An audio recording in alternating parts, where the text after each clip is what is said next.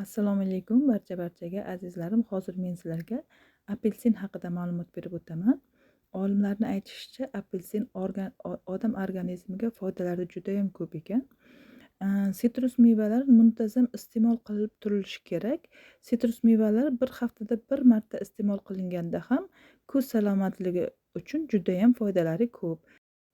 Apelsin qondagi xolesterin miqdorini tartibga soladi. Sochimiz va terilarimizni sog'lom qiladi. Og'izdan noxush hid kelishini oldini oladi.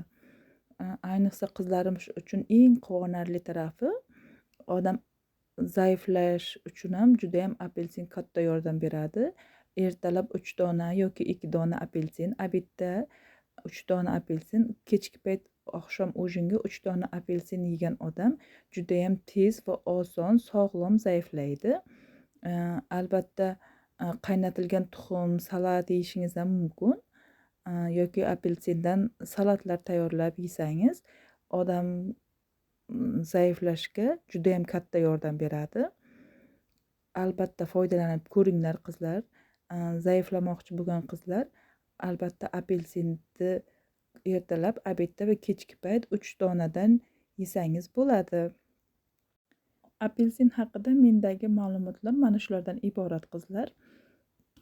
Hammaga go'zal qomat, cho'ntaklariga daromad albatta. Keyingi videolarimda ko'rishguncha qizlar, hammalaringiz Allohimga omonatsizlar.